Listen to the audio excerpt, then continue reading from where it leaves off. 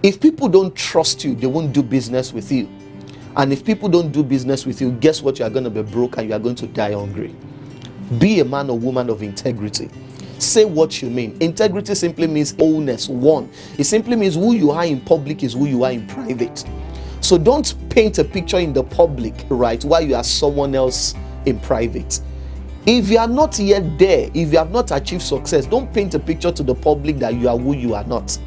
Don't borrow cars to prove a point, right? Don't wear clothes that are not yours just to show off on social media that you have arrived at where you have not gotten to. Don't take picture with cars that does not belong to you. I know that's a common thing, that's a thing. But you see, all those things, there's a way it passes across the wrong message. You are trying to create a perception that you're already where you are not.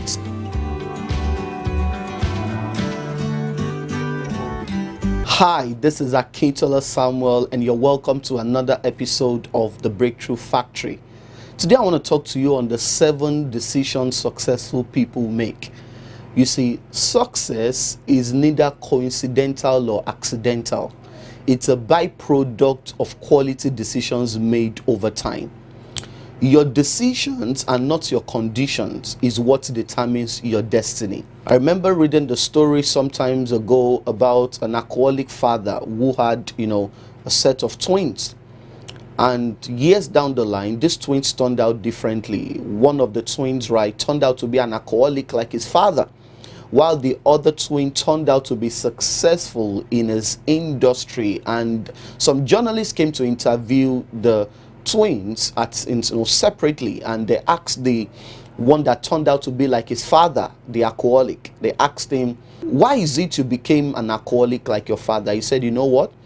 I grew up under an alcoholic father. That was what I saw growing up. He said, I had no choice. My past just became a prophecy of my future. In a separate interview with the other twin that turned out successful, they asked him, how come you turned out successful unlike your alcoholic father and brother? He said, I had no choice. I grew up under an alcoholic father. I did not want my past to be a prophecy of my future. So they gave the same response, or almost the same response. So it simply means that they both had the same backgrounds, right? They both had the same past. But one thing that differentiated how their future or how their life turned out was the quality of decisions they made. You see, 20 children can grow up together and will definitely turn out differently because of the decisions those children made at different points in their lives. You see, everybody wants to be successful. Everybody wants to do something worthwhile with their life. In the next 10, 20 years, I really don't think anybody wants to be struggling either financially or on their career. If you ask the average person, where do you want to be in the next 10, 20 years? They're going to tell you about their dreams, about their goals. But I've come to realize that it is not necessarily your desires, your dreams, and your goals that will make you successful. It's the decisions you make, to back up, or the decisions that are in alignment with those dreams that will eventually make you successful in whatever it is you're trying to achieve or accomplish. So in my research, I've come to realize that there are 7 decisions that people make over time that makes them successful. And after becoming successful, successful people keep making these decisions, and that's why they stay successful. Because if you're a student of life, you will realize that it's not everyone that became successful that stayed successful. Some people become successful and they fall off. And that's why every day people are making crossovers. Some are making crossover from poverty to abundance, while some people are making crossovers from abundance back to lack, because it's the decisions that you make that eventually determines your destiny. The first decision I've realized that successful make and keep making is that they decide to be courageous. They decide to be courageous. Last week I spoke about how to build your self-confidence. If you have not watched that video, I would encourage you to go watch it. It's really going to help you how to build your self-confidence. So one of the things I've come to realize, the decisions that successful make, is that they decide to be courageous. Why did they say they decide to be courageous? The illusion and the delusion is that many people believe that courage is a gift, that some people are just born courageous. No. Everyone that you see who is courageous, who is taking calculated risks, right, who keeps doing things that seems impossible to the average human being, they didn't start out doing big things. They started out doing small things. When they did those small things and they succeeded at it, they did something bigger. They succeeded at it. They did another thing that was bigger than the previous one. And you see, over time, that achievement, that consistent achievement, built their courage. It made them courageous. You see, courageous people are not people, right, that are not confronted with fears or are not afraid. The difference between the courageous and the fearful is that the fearful, once fear grips their hearts, once they are confronted with an impossible situation, they talk to everybody about their fears. But courageous people, they are afraid, and oftentimes they are the only ones that even know that they are afraid. Courage has no definition in the absence of fear. Right, so you might be afraid, but courage is what happens when you keep moving in the direction of your fears. Courage is what happens when you keep moving in spite of your fears. So successful people have come to realize that the first decision they make, right, is that they decide to be courageous. The second decision successful people make is that they decide to start from where they are. They decide to start from where they are. Many people don't achieve anything worthwhile in life because of analysis paralysis. They keep analyzing and analyzing and analyzing. Oh, I wish things were better. I wish I was born in a rich home. I wish I was born in the United States. I wish I was born in Canada. I wish my parents were richer. I wish I grew up in the good part of town. I wish I went to an Ivy League school. They just keep analyzing. They keep wishing for what doesn't exist. But one thing about successful people is this: they don't complain about the hand that life has dealt them. They just decide to start from where they are.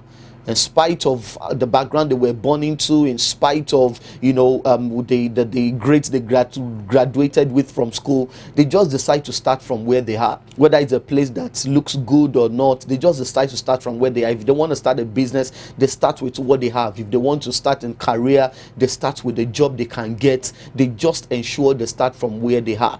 And that's what often differentiates the successful from the unsuccessful. The unsuccessful oftentimes are waiting for a perfect condition. They are waiting for the perfect job, waiting for the perfect business, waiting for the perfect clients, waiting for the perfect weather condition. You remember the story or the illustration of the guy in the book of Proverbs that Solomon, the wisest man before Christ, said about the lazy man turning on his bed, right, saying that there is a lion in the streets, right? So how did they know there is a lion in the street? Somebody came to tell him, I believe. So how come the lion didn't kill that person that came to tell you? But that's the problem with the lazy man, right? He waits for a perfect condition, and that's why he never gets anything done. He's waiting for the lion on the street to find his way out of the streets, right? But you need to understand there will never be a perfect condition. So you need to start from where you are. You need to start with what you have. That is one of the secrets of successful people. They start with what they have and they start from where they are. The third decision successful people make is they decide to be hard workers. They decide to be hard workers. There is no future for the indolent. There is no future for the lazy. The future of a lazy man is very bleak and uncertain. Nobody really enjoys work in that sense. It's just that some people have programmed themselves over time to love their work. You see, you cannot succeed beyond your work ethic. Many people have million dollar dreams, but they have a minimum wage work ethic. There is no one that turns out successful in life who is not a hard worker. Have you seen a man diligent in his business? Scripture says he will stand before kings and not ordinary people. Even the people you are privileged to associate with in life is largely dependent on the quality of your work ethic. So there's a way life positions you around riffraffs and non-entities if you don't have a good work ethic. Everyone that turns out successful in life, they decided to love their work. They decided to be hard workers. You see, you might be saying, successful people is because they do what they love. Not necessarily. You see, even when you haven't gotten the job you want or the opportunities you want, why don't you take advantage of the one that is available? Instead of waiting for the desirable, why don't you give in your best right into the available? Did you think that when Joseph had the dream of becoming a world-class leader, it was part of the desire of Joseph that he was going to be sold into slavery, right? It was going to be, thrown into the prison before he eventually became a prime minister? Of course not. But every time Joseph found himself in a bad situation, he took advantage of it. He gave his best. When he was in Potiphar's house, scripture tells us that he did his best. He worked so hard that at the end of the day, Potiphar handed over his house to him. When he was in the prison warden also handed over the prison to him because of how he conducted himself. So successful people, the third decision they make is that they decide to be hard workers. You see, hard work is not a gift. It doesn't come by impartation. It doesn't even come by praying. It doesn't come by fasting. It comes when you decide that I'm going to work. That is, I'm going to place priority on my work. We live in a generation that prioritizes entertainment above anything else. And that's why the future is so uncertain for many people. Let entertainment be a reward for tasks accomplished. Don't get yourself entertained if you have not achieved anything worthwhile in the day or during the course of the week. The fourth decision successful people make is they decide to pursue knowledge. They decide to pursue knowledge. You can't rise in life beyond your level of insight. You can't rise in life beyond your level of knowledge. You see, it was Job who said, what you know, I know. I'm not inferior to you. You've got to get out of your way to seek for knowledge. Knowledge will not come to you. The reason why a lot of people are not successful is because it's not that they don't know things, but they don't know enough. They don't know the things that they need to know that will change their life. And when they eventually know those things, they know those things too late. It's already too late. But you know what? Successful people go out of their way. I remember years ago, when I started reading books, I would read books, it would bless me, I would learn about principles, I say, wow. And I got to a point I realized that some of the books I was reading was 20-year-old books, right? 15-year-old books. And I would listen to some of my mentors, they would say, I just read this book. And when I would do a research, I realized that the book just came out that month and they've read it that month. Now, new knowledge, when you discover new knowledge and you discover it early, guess what? It increases your rate of success. Imagine you are reading something that happened 30 years ago, right? You are learning about something that happened 20 years ago. It's good. You are still learning something new because some people will even never learn those things. But imagine when there is new knowledge, new discovery in your industry. Within 1 week, you're already aware of those things, right? You're already aware of the new discovery in your industry, in your field of play. You see, guess what? It's going to pace you above your contemporaries. And knowledge is not going to come to you. You have to go out to seek for it. The fifth decision, right, that successful people make is that they decide to live a life of integrity. Nobody succeeds on the long haul, right, consistently without being a man or a woman of integrity. You've got to be a man or woman of integrity. You need to say the things you mean and mean the things you say. Even though you don't have the intentions, right, of doing what you are saying, then don't say it. If people don't trust you, they won't do business with you. And if people don't do business with you, guess what? You are going to be broke and you are going to die hungry. Be a man or woman of integrity. Say what you mean. Integrity simply means integer. It simply means wholeness, one. It simply means who you are in public is who you are in private. So don't paint a picture in the public, right, while you are someone else in private. If you are not yet there, if you have not achieved success, don't paint a picture to the public that you are who you are not. Don't borrow cars to prove a point. Right? Don't wear clothes that are not yours just to show off on social media that you have arrived at where you have not gotten to. Don't take picture with cars that does not belong to you. I know that's a common thing, that's a thing. But you see, all those things, there's a way it passes across the wrong message. You are trying to create a perception that you're already where you are not. Successful people decide to live lives of integrity. Number 6 decision is that they decide to take action. They decide to take action. Successful people have a bias for action. While the unsuccessful are still analyzing, what if I do this and it doesn't work? Hey, with this economy, dollar is increasing. What? There's no generator, there is no light. You see, so unsuccessful people will give you 101 reasons why something will not work.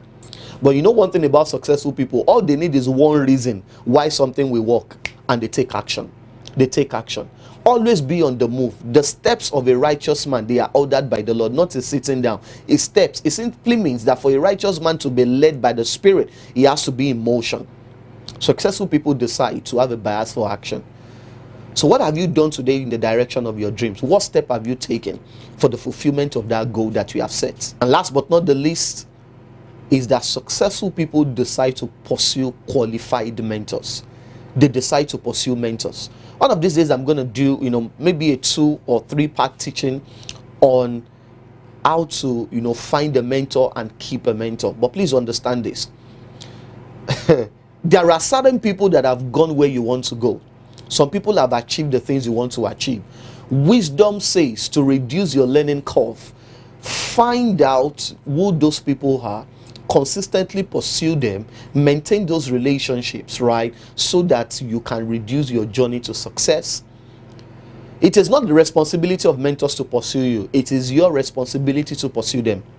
My mentor told me almost 20 years ago when I met him, he said, you know what, Akin, the way this relationship is going to work is if you understand the law of hunger. So I said, what is the law of hunger? He said, food does not go after an hungry man. It's an hungry man that goes after food. Your mentor is food for you. If you are truly hungry, you go after food. It is not the responsibility of the mentor to pursue a protege. It is the responsibility of the protege to pursue the wisdom of the mentor. Because if the protege does not desire the wisdom of the mentor, guess what is going to happen? Force feeding. And when you force feed someone, a mess is made all over the place. Have you seen a baby who is being force fed before? The baby creates a mess. The reason why there is so much mess all over the place is that a lot of people are trying to force into people what they don't want from you, right? So mentors don't pursue proteges. It's proteges that pursue mentors. Until you desire the wisdom of a mentor, you will never find one. So these are the decisions I've discovered successful people make, and they keep making. I believe you've enjoyed this episode. Share it with someone, talk to someone about it. Subscribe to this channel. Always remember to subscribe if you haven't subscribed, and turn on notification, and let me know what your opinion is, what's your comment. Let me know what you think in the comments below. Right, till I come your way again, this is Akintola Samuel. See you tomorrow in the next video.